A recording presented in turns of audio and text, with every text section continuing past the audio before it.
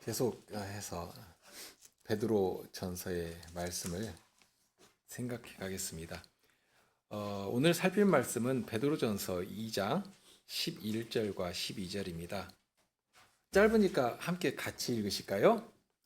사랑하는 자들아, 나그네와 행인 같은 너희를 권하노니 영혼을 거스려 싸우는 육체의 정욕을 제어하라. 너희가 이방인 중에서 행실을 선하게 가져 너희를 악행한다고 비방하는 자들로 하여금 너희 선한 일을 보고 권고하시는 날에 하나님께 영광을 돌리게 하려 함이라. 오늘 읽은 11절은 사랑하는 자들아 하는 참으로 따뜻한 그리고 정겨운 그런 부르심으로 시작하는데요. 나이 많은 베드로 사도가 아버지처럼 혹은 자상한 할아버지처럼 그렇게 부르십니다. 그러면서 무엇이라고 부르는가 하면 나그네와 행인 같은 너희들에게 권한다 하고 하십니다. 여기 나그네와 행인이라고 하는 이 표현을 딱 접하면 아마 베드로전서를 시작하면서 처음 하신 표현이 얼른 떠오르실 것입니다. 거기 1장 1절에 보면 갈라디아, 갑바도기아, 아시아와 비두냐의 흩어진 나그네인 너희라 이렇게 부르시면서 이 서신서를 시작하시는데요. 그런데 이 나그네라고 하면 또는 행인이라고 하면 중의적인 의미가 담겨 있는 표현입니다. 나그네라는 말과 흩어졌다는 말 혹은 11절에는 나그네와 행인 같다는 이 말이 어떤 면에서는 정처 없이 이렇게 표류한다 하는 말도 되겠지만 꼭 그런 뜻만 있는 것은 아닙니다. 만약 우리가 돌아갈 곳이 없는 피난민이나 국가를 잃어버린 망국의 신세라면 어떻겠습니까? 그러면 이런 말을 딱 들을 때 얼마나 막 비극적이고 슬픈 마음이 막 울컥하고 솟아나겠습니까? 지금도 전쟁으로 인해서 아주 많은 사람들이 다치고 막 죽고 고향을 잃어버리고 목숨 부지하겠다고 이웃나라로 피난 가고 그러다가 또 죽기도 하고 그런데 어느 나라 하나 선뜻 받아주지도 않습니다. 난민촌이라도 이렇게 만들어주면 그것만 해도 정말 고맙고 야 살았다 하는 이 신락 같은 희망을 붙들 수 있는 것이지만 그렇다 할지라도 얼마나 비참합니까?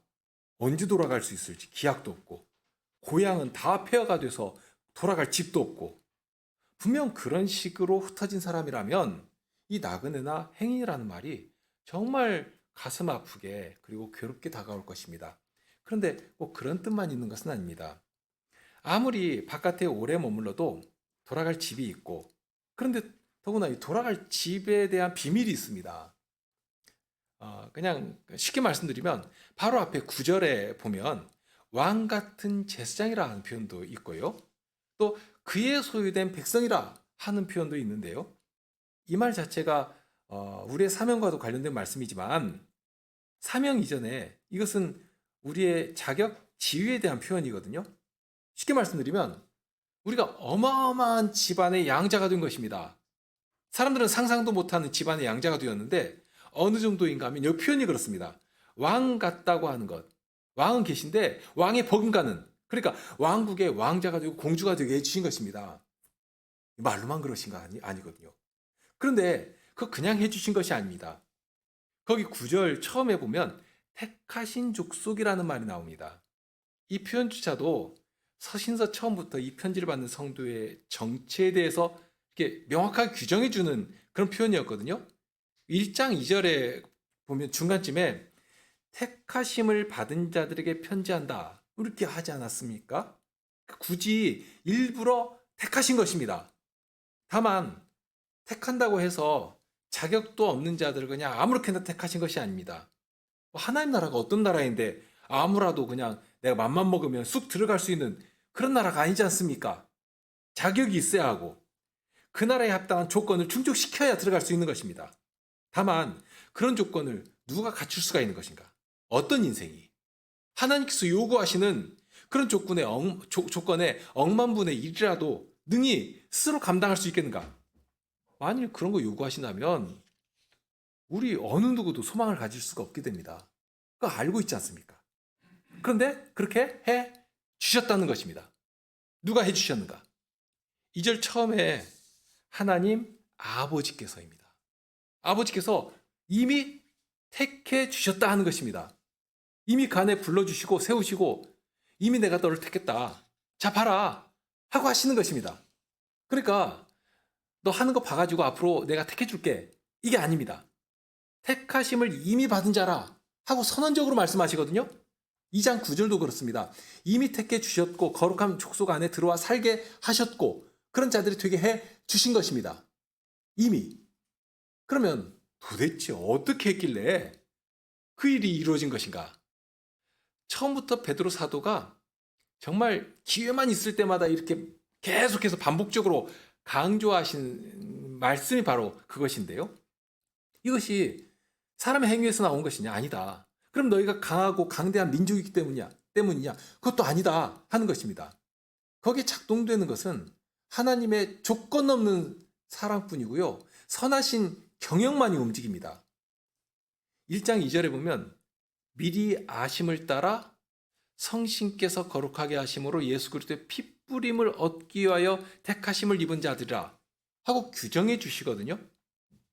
그러니까 택하셨는데 택하신 자들에게 예수 그리스도의 피를 뿌려서 그 일을 하도록 하신다. 그 자리에 세워주신다는 것입니다. 그럼 여기 핏뿌림의 이 피의 주체가 누구인가? 그러면서 그렇게 피를 뿌려서 얻게 되는 결과가 어떤 것인가? 이제 과거에도 구언약 시대에, 그러니까 구약 시대에도 피를 뿌려서 어떤 자격을 얻게 해주신 일이 있습니다.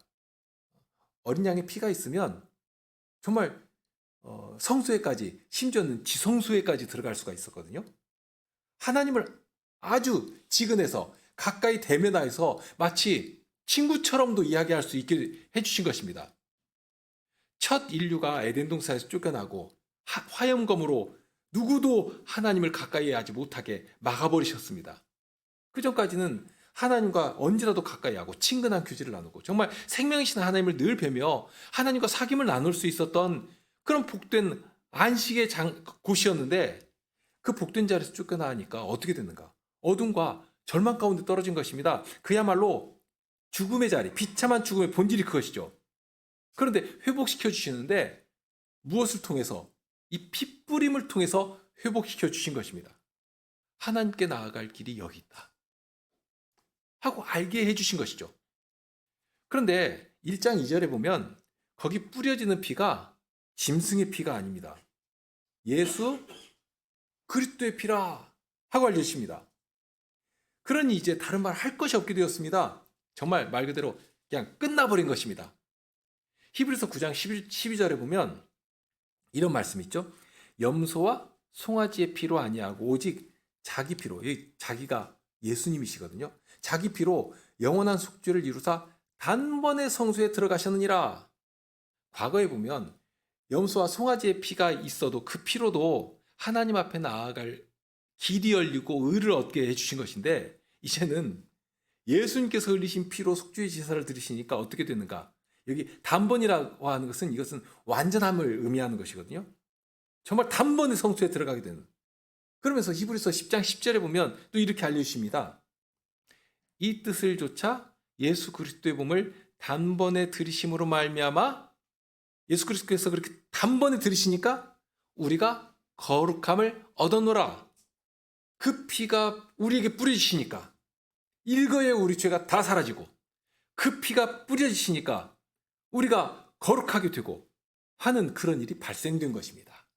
우리를 하나님의 자녀 삼으시려고 택하시고 그 피를 예비하시고 뿌려주신 것이죠. 바로 거기에 하나님의 선하신 그리고 영광스러운 경영이 움직입니다. 베드로 사도가 전하는 하나님의 경영은 이런 것인데요. 그렇게 택하시고 핏뿌림으로 거룩한 자리에 세워주신 그 택하신 자들을 다시 세상에 파송하십니다. 그 사실을 여기서는 흩어진 나그네라 혹은 11절에는 나그네와 행인 같은 너희라 하는 말로 알려주고 계십니다. 어떤 자리에 나아갈 만한 그 자격을 탁 갖춰주시고서는 이제 파송하여 보내시는 것입니다. 그러니 여기 나그네라고 하면 이 표현이 정처 없이 소망도 없이 마치 피난민처럼 만국의 하늘 품고 떠돌아다닌다 하는 그런 뜻이 아닙니다. 하나님의 경영이 이 간단한 표현에서도 아주 선명하게 나타나고 있죠. 개정 개혁 성경에 보면 그 거류민이라고 번역을 해놨습니다. 그러니까 여행객이나 잠시 머무는 손님이라 하는 뜻이 되죠. 그러면 본디 그런 의미도 담겨 있는 단어이고요. 나그네라는 말도 그렇습니다. 나그네가 뭐 난민이 아닙니다. 지나가는 과객입니다. 그래서 이것을 좀 부정적으로 말하면 외부인이라 외부 사람이라는 말도 되거든요. 그러니까 우리가 세상 속에 들어가지만 세상이 우리에 대해서는 그렇게 바라본다는 것입니다. 우리가 그런 자라는 말씀입니다. 혹시 여행 좋아하십니까? 먼 나라 가서 정말 이국적인 그런 모습들을 보면 좀 홀가분하기도 하고 참 이렇게 쉼을 얻죠. 그런데 아무리 즐거워도 며칠이 지나면 꼭 막 지칩니다. 고생이 되죠. 그래서 여행을 자기 집의 소중함을 절실히 느끼는 그런 시간이라 하는 말도 하지 않습니까? 뭐 그럴지라도 아무튼지 간에 잠시 떠나는 여행은 참 즐거움이 큽니다. 다만 아무리 여행이 즐거워도 돌아갈 고향이 있어야 또는 돌아갈 집이 있어야 즐거운 여행이 되는 것 아니겠습니까? 그거 없으면 무슨 여행이 즐겁겠습니까? 여기 나그네와 행인이라는 말이 바로 그런 것이거든요. 돌아갈 집이 있고 영광된 상급이 기다리고 있는 것입니다. 그러니까 본향이 있는 것입니다. 예수님께서 파송하여 보내실 때 하신 약속이 그런 것입니다. 요한복음 14장 2절에 보면 예수님께서 하신 말씀이 있는데요. 거기 보면 내 아버지 집에 거할 곳이 많도다. 그렇지 않으면 너희에게 일렀으리라. 내가 너희를 위하여 처소를 예비하러 가노니 하는 말씀을 하시거든요. 우리가 거할 처소를 예수님께서 직접 예비해 주신다. 그런 일을 하고 계신다 하는 것입니다. 그래서 예수님께서 제자들이 다 보는 앞에서 하늘로 올라가시면서 또 명하신 말씀이 있지 않습니까? 내가 너희들 보는 대로 다시 올 것인데 예수님께서 오실 것입니다. 그럼 오실 때까지 이 땅에 파송하시면서 하나님의 중요한 경영을 그 제자들에게 맡겨주신 것입니다. 세상 끝까지 복음을 들고 나가서 복음을 전하고 복음 아래 굴복하게 하고 복음의 다스림을 받게 하고 그러면 무엇 때문인가? 오늘 베드로전서 2장 9절에서는 그 목적을 이렇게 알려주시는데요. 그분의 아름다운 덕을 선전하게 하시려고. 자, 동일한 내용을 오늘 본문 12절에서는 뭐라고 표현하고 있습니까? 하나님께 영광을 돌리게 하시려고. 우리를 마치 나그네처럼 여행객처럼 온 땅에 파송하여 보내신다 하는 것입니다. 베드로전서는 바로 그런 자리에 사용되는 지침서 또는 가이드의 역할을 해줍니다. 하실 때 처음부터 반복적으로 강조하시는 것이 우리가 어떤 자들인가, 어떤 자격과 지위에서 파송되어 나가는 것인가, 그거 알려주시고요. 그러면서 구체적으로 이어서 어떻게 하는 것인가, 그런 내용까지라도 세세하게 실질적으로 적용할 수 있도록 알려주십니다. 자칫 이 땅에 섞여 살다가 정체성도 잃어버리고서는 마치 이 땅을 내 본향인 것처럼 여기면 얼마나 어리석은 자가 되겠습니까?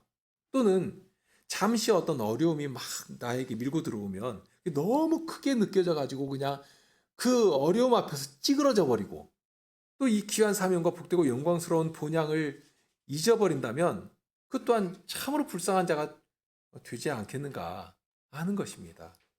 그래서 출발을 어디에서부터 하는가 하면 우리는 정말 좀 표현이 그러기도 합니다만 특수 임무를 맡은 하나님께로부터 정말 택함 받은 자들이죠. 그러면 무엇으로 택함 받은 자가 되었는가? 지금도 하늘 영광에 앉아서 하늘과 땅의 모든 권세를 가지고 통치하시는 승리하신 우리 예수님, 그 주님께서 우리의 주와 우리의 임금이 되신다 하는 거기에서부터 우리의 자격이 나오고 우리의 능력이 나오게 되는 것이죠. 정말 왕과 같은 제사장들로 그 사명을 감당하도록 세워주신 것입니다. 그래서 하나님께서 부여하신 사명이 무엇인가, 어떤 은혜를 공급받아서 그 일을 해야 하는 것인가, 이제 그러한 것들을 이제 알게 하시는 것입니다. 다만 다른 면에서 보면 하나님께서 우리를 이 어두운 세상이 그렇습니다. 이 베드로 사도가 그냥 선언적으로 툭툭 치면서 알려주는 것이 그런 것인데요. 죄로 인해서 하나님의 진노가 쏟아지는 그런 현장이 있으면서도 소돔과 고모라처럼 임박한 심판에 대한 어떤 경각심이 없습니다. 어제 태양이 떠올랐으니 오늘 또 태양이 떠오르겠거니. 그렇게 그냥 살아가는 것입니다. 그러니까 소망이 없는 것이죠. 그런 자리에 있던 우리를 먼저 건져주시고 이제 하나님의 특사의 자격으로 다시 그 음습하고 폐역한 세상에 파송하셔서 그 안에 들어가서 하나님의 구원의 사역을 마치 우리가 하나님의 은혜로 구원을 받았지 않습니까? 그렇게 하나님의 사랑을 전하며 하나님의 구원의 능력 앞에 무릎을 꿇도록 세상까지라도 칭송하도록 하는 그런 일을 맡기시는 것입니다. 세상을 억거하시는 우리 주님께서 친히 그렇게 해주실 것이거든요. 그런 복된 사역을 우리 손에, 그래서 예수님께서 이루신 십자가의 구원 사역, 얼마나 놀랍고 영광스러운 일인지 모릅니다. 모든 죄인의 죄를 능히 사하고도 남음이 있는 그런 구원이 되신 것인데, 그런데 십자가에서 이루신 그런 구원 사역을 이 땅에 파송하여 보내시는 성도들에게 이렇게 분여하시면서 그 영광스러운 사역에 헌신하는 자들이 되도록 하시는 것입니다. 기대하고 계시는 것입니다. 정말 주님께서 앞서가시면서 나를 따르라 하고 부르시면서 주님을 자랑하도록 구원이 여기 있다.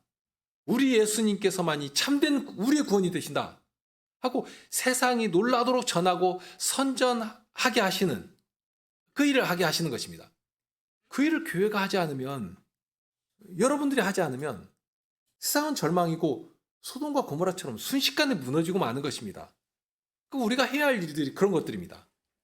그러니까 사도가 1장 처음에 말씀하신 것처럼 주께서 택하신 자들을 이 땅에 파송하시니까 겉으로 볼 때는, 세상이 우리를 볼 때는 나그네처럼 또는 흩어진 자들처럼 그렇게 살아가는 것이지만 그 안에 담긴 하나님의 경영하심, 그리고 그와 함께 하시면서 그 사역을 하도록 하시는 그 구원의 은혜와 능력, 그것을 알아야지 이 땅에 대해서 바른 관점을 가지고 바른 판단을 하면서 살아갈 수 있지 않겠습니까?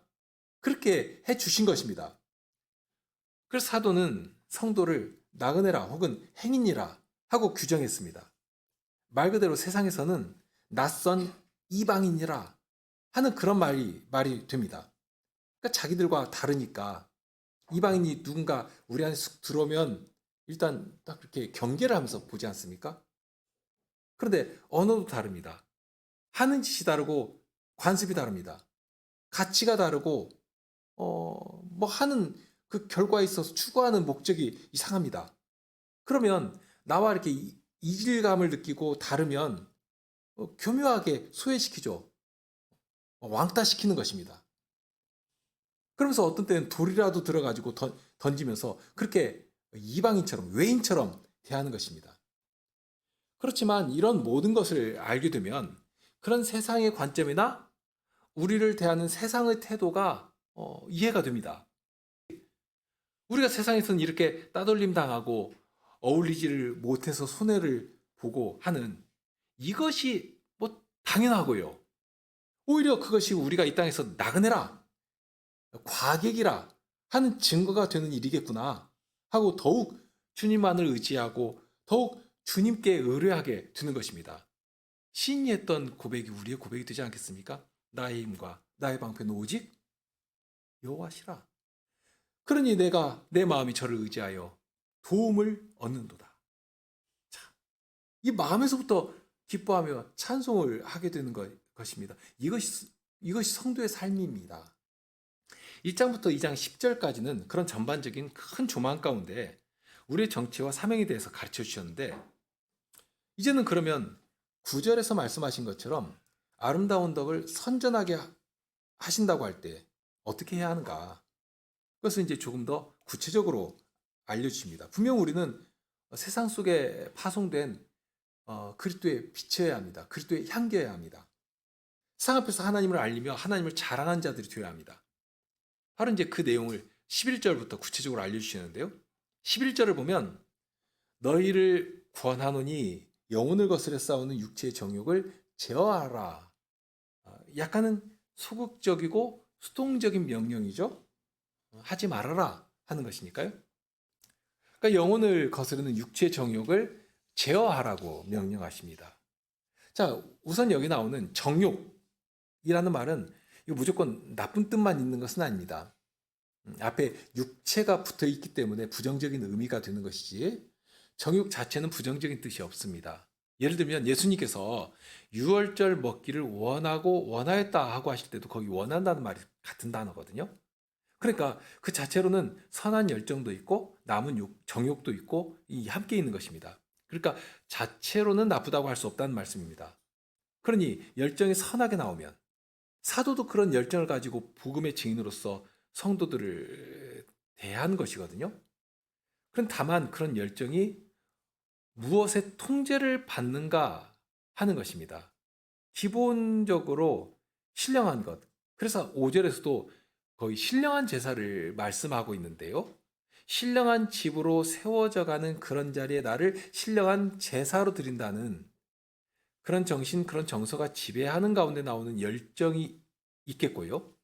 그와 반대로는 전에 살던 대로 우리 주변의 사람들이 살아가는 그런 방식과 동일한 정신을 가지고 무엇인가를 열심히 하는, 그렇다면 그것이 아무리 좋은 모습일지라도 사람에게 칭찬을 받는 그런 모습일지라도 그것이 육체 정욕에 불과하다 하는 말씀입니다.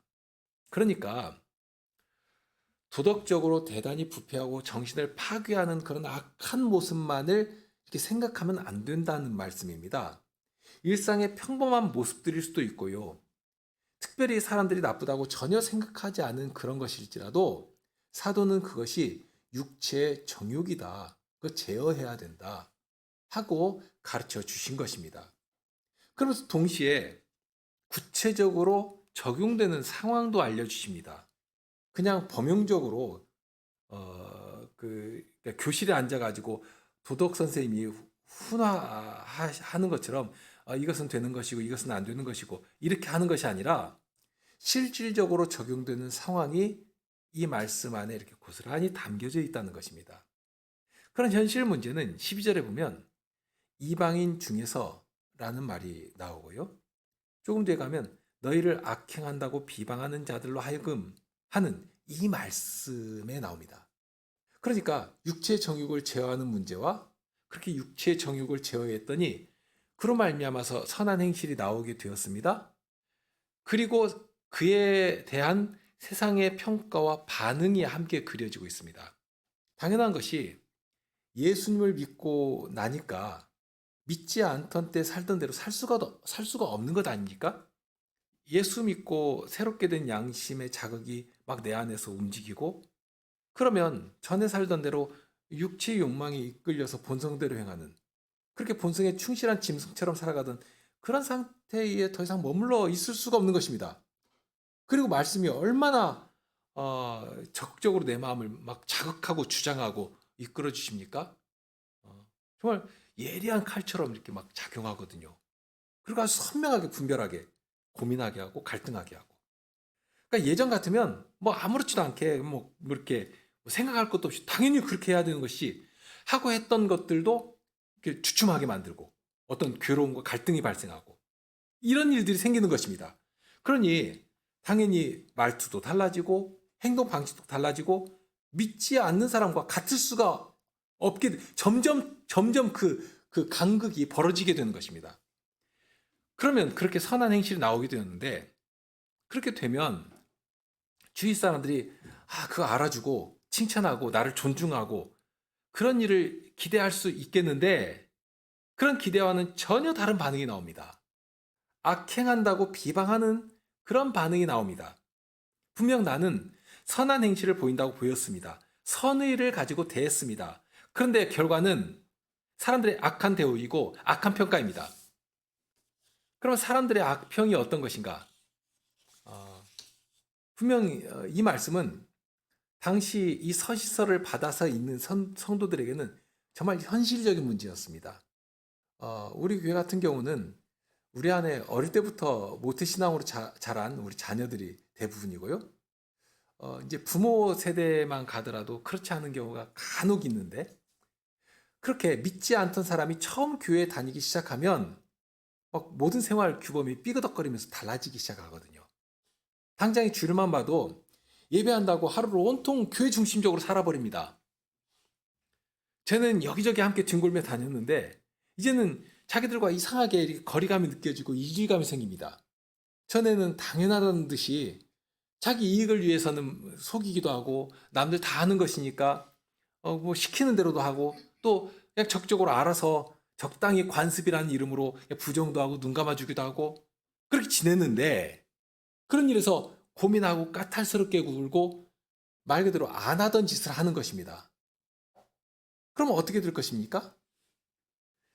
지금 여기 베드로전서, 이 베드로 서신서를 받아든 성도들은 우리와는 비교할 수 없이 더 극단적인 사회를 살아가고 있는 그런 성도들입니다.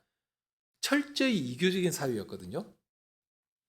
예수님의 이름, 하나님의 이름을 한 번도 들어본 일이 없는, 그저 제우스 섬기고 아데미 여신을 섬기고 만신전에 가서 온갖 우상 앞에서 그 신상이 있으니까 그 신상 앞에 딱 나와가지고 절도 하고 분향도 하고 그것이 종교 생활하는 모습, 당연한 모습이라고 그렇게 일생을 살아가는 사람들입니다. 한두 명이 아니라 모든 사람들이 그랬습니다. 그리고 사회적으로 볼지라도 황제를 신에 준해서 높이는 분위기, 이 확정 지을 수는 없지만 이 서신서를 베드로 사도의 그 말기에 썼다고 하면 거의 네로 황제 시대와 겹치는데요. 그런 황제를 퀴리오스라고 부르기도 하고 어떤 경우에는 소테르라, 그러니까 구주님이라고 하는 그런 이름으로 부르도록 강제하는 그런 사회 분위기 속에서 아무 뭐 고민할 것 없이 황제를 향해서 나의 주님 혹은 나의 구주님 이렇게 하고 살아왔을 것이란 말입니다. 그런데 예수를 믿고 나니까 아무나 나의 주님 또 나의 구주님 이렇게 부를 수가 있겠습니까? 할 수가 없는 것이죠. 또 이 교회 종교 축제가 벌어지면 평민들이나 가난한 사람들에게는 정말 좋은 기회입니다. 1년 내동 고기 한 점 먹을 수가 없는데 그때 가면 막 고기도 무료로 나눠주고 배가 부르도록 먹을 것도 주고 대단한 문화 활동과 육체의 즐거움도 만끽할 수 있고 그러니 이교 신전에 나아가서 머리 좀 조아리고 하면 고기라도 먹고 음식도 먹고 배도 부르고 눈요기도 하고 육체적인 욕구도 좀 해소하고 그렇게 인생 즐거움을 누릴 수가 있는 것인데 그러고 다들 그렇게 사니까 거기에 대한 어떤 도덕적 가치 판단이 있을 수가 없습니다. 다 그런 것입니다. 이 인생에 사는 지혜이고 생활의 규범입니다. 그런데 이제는 그렇게 할 수가 없는 것이죠. 당시 로마 사회에서는 모두가 종교를 가지는 것이 미덕이었는데요. 그러니까 종교를 가지는 것이 미덕입니다. 그러면 신을 섬긴다고 하면 당연히 형상 있는 우상 앞에 가서 절도 하고 그래야 신을 섬긴다고 할 수가 있었습니다. 그것이 인간의 본연이라고 알고 있었습니다. 그런데 예수 믿고 나니까 그거 할 수 있는가? 할 수 없지 않습니까? 그러니 주위에 있는 사람들이 저 예수 믿는다고 하는 사람들은 신을 섬기지 않고 종교를 파괴하고 미풍양속을 해치는 자들이라 하고 비난했습니다. 그리고 황제도 안 섬기면서 자기들의 왕을 따로 섬기고 하는 그런 반역도당이 아닌가 하는 오해도 받았습니다. 또 믿는 사람들은 그리스도 안에서 모두 형제 자매가 되었지 않습니까? 그러니 서로를 향해서 형제라 자매라 부릅니다. 그랬더니 저 예수쟁이들은 그리스도인은 근친하는 자라 하는 그런 말들. 심지어는 식인을 하는 아주 흉악한 자들이라는 그런 오해 가운데 큰 어려움을 겪어야 했습니다. 주일마다 예배한 후에는 다른 사람들 다 그렇게 나가라고 하고 자기들끼리 따로 모여가지고 무슨 살을 먹고 피를 마신다고 하니까 그런 말을 들었거든요. 그러니 야 이거 큰일이다. 미풍을 해치고 극악한 풍속을 만들어내는 벌레와 같은 자들이다 하는 그런 흉흉한 말들을 만들어내서 비난하고 공격하는 그러다가는 정말로 극단적인 핍박을 해나갔거든요. 십자가에 달아서 죽이고 불에 태워서 죽이고 그렇게 미워했습니다. 그런데 그런 비난이 있었는데 반면에 그리스도인들의 삶을 보면 오히려 참 정직하고 성실하고 괴롭혀도 나한테 저항하고 막 대들고 따지는 것이 아니라 오히려 그 가운데서 기뻐하고 찬송하면서 어려운 일들을 묵묵히 감내하며 살아간단 말입니다.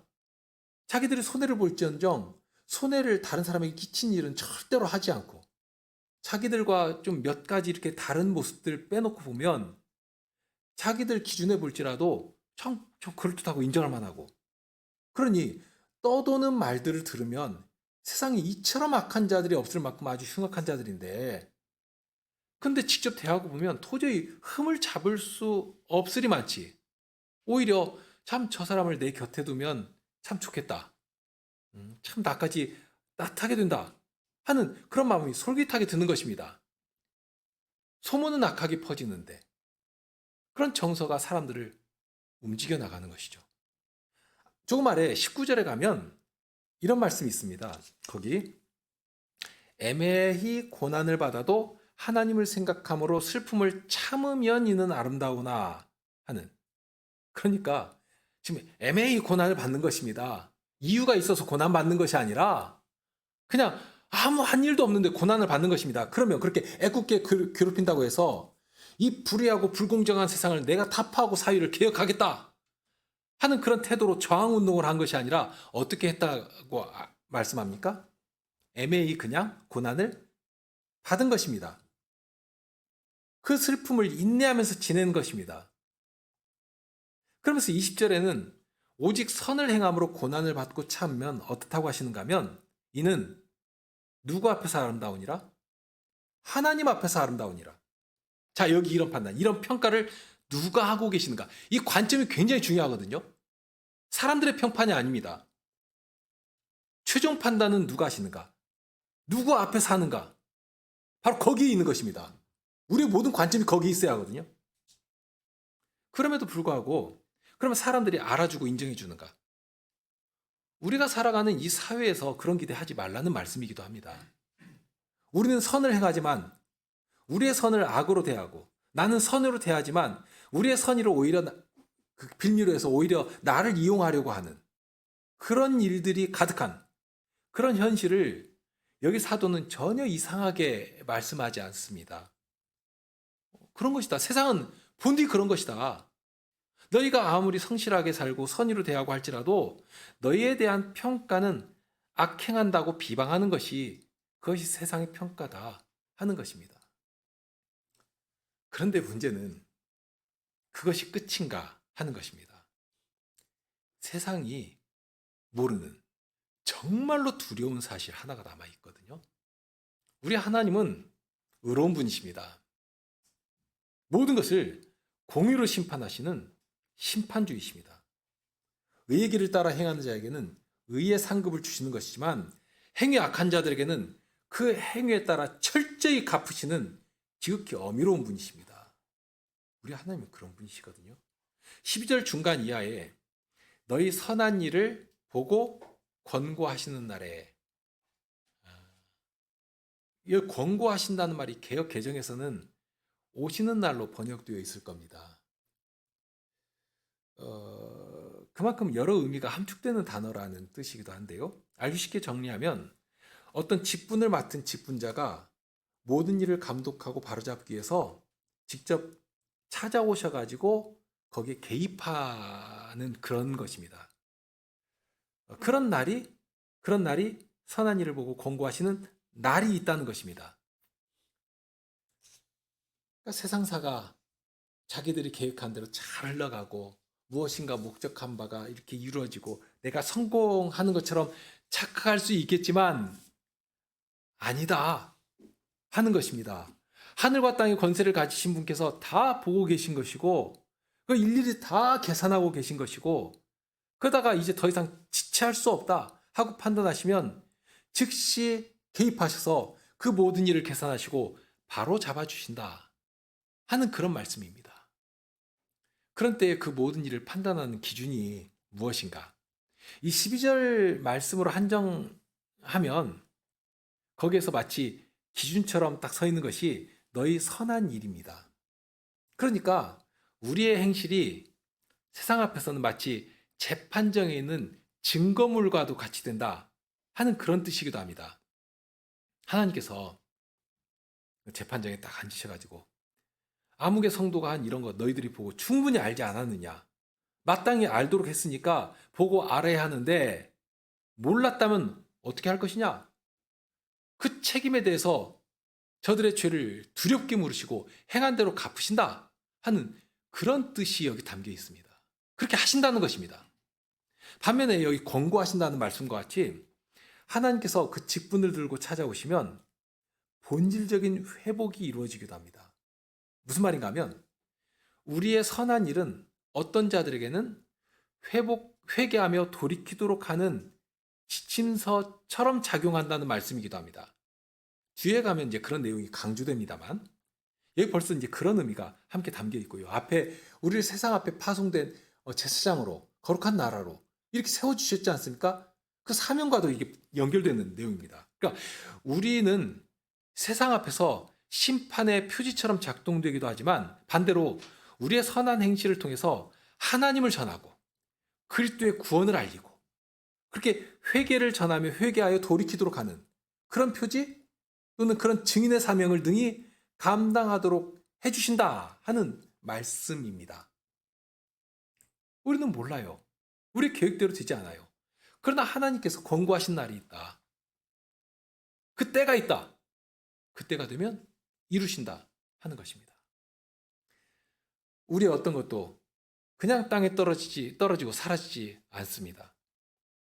어떤 것 하나라도 성도의 눈물 한 방울이라도 성도의 기도 한마디라도 성도의 수고 하나라도 그냥 허무하게 사라지지 않는다는 말씀입니다.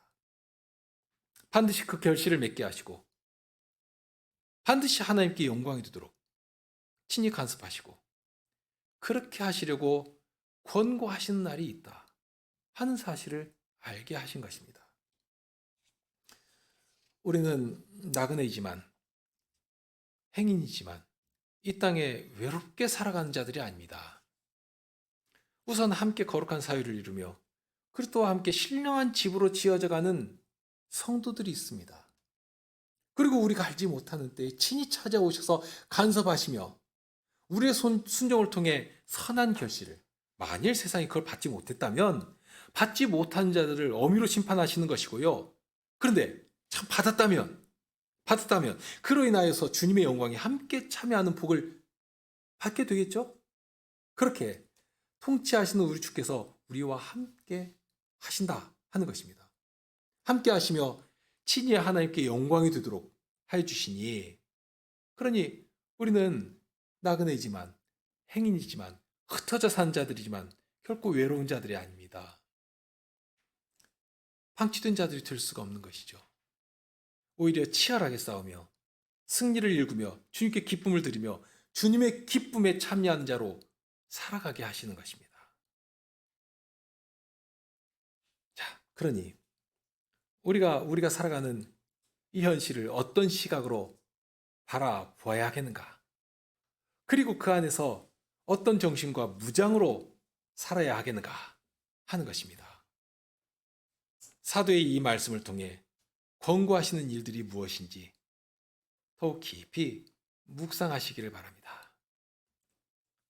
함께 기도하시겠습니다.